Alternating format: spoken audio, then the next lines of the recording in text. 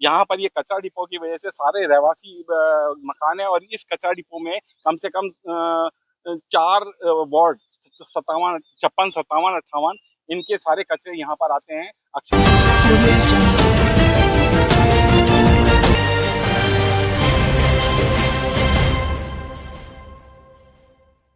विनयनगर पाल बिचला ward number 58 है और उसमें ये कचरा डिपो और नाला जिसका अभी कार्यक्रम चल रहा है, और उन्होंने यहाँ ये जो कचरा डिपो है यहाँ तक इन्होंने कार्य करने का बताया है और उसके आगे नहीं कर रहे हैं।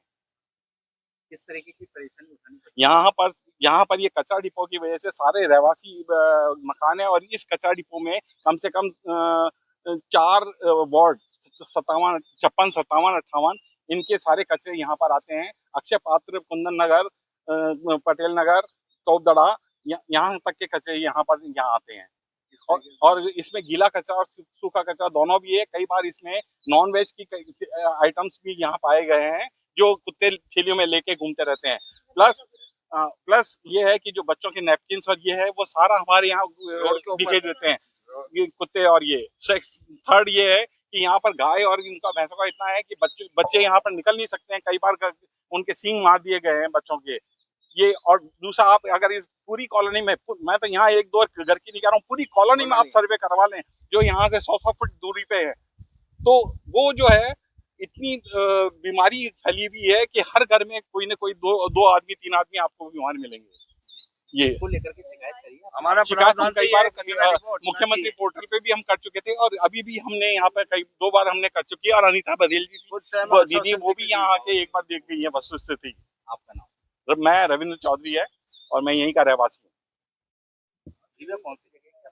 ये वार्ड नंबर 58 विनयनगर पाल बिचला है। हमारे घर के पीछे नगर निगम वालों ने ये कचरा डिपो बना रखा। आप खुद देख सकते हैं, गोवंश कचरा खा रही है। यहाँ कुत्ते घूमते हैं, नॉनवेज डाला जाता है, कुत्ते वही नॉनवेज खाते हैं। वैसे ही आपको पता है घटनाक्रम चल रहा है, कुत्ते आजकल अटैक करते हैं। हमारे बच्चे हैं, नॉनवेज खाने वाला कुत्ता आदमियों पे अटैक करेगा ही।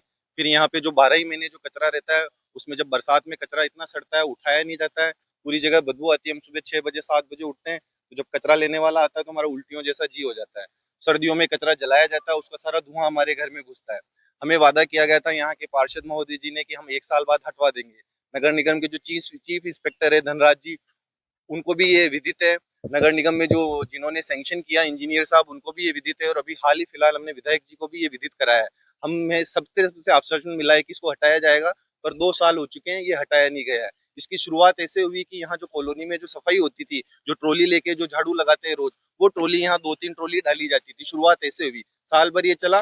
जैसे ही नया चुनाव हुआ, पार्षद आए, कांग्रेसी जो पार्षद बने हमारे, और इनका क्या हुआ मुझे पता नहीं, पर उसके बाद से ये रातों रात 7 से 11 के बीच में ये कंस्ट्रक्शन खड़ा कर दिया गया। और उसके बाद से वो जो टेम्पर आते हैं वो डालना स्टार्ट हो गए। उसके बाद हमने विरोध जताया, हमें आश्वासन पे आश्वासन मिले कि इसे हटाया जाएगा, पर अब तक 2 से 3 साल हो चुके हैं, ये हटाया नहीं गया। तो हमारी सरकार से मांग है कि इसे हटाया जाए, क्योंकि स्वच्छता अभियान चल रहा है, मोदी जी का स्वच्छता अभियान चल रहा है, स्वच्छ भारत अभियान की। हमारे स्वच्छ भारत अभियान की तस्वीर आप देख लीजिए, इससे हम सभी परेशान हो रहे हैं। कहा जाता है अतिक्रमण कि लोग अतिक्रमण, देखो सरकारी अतिक्रमण सरकारी ही नाले पे।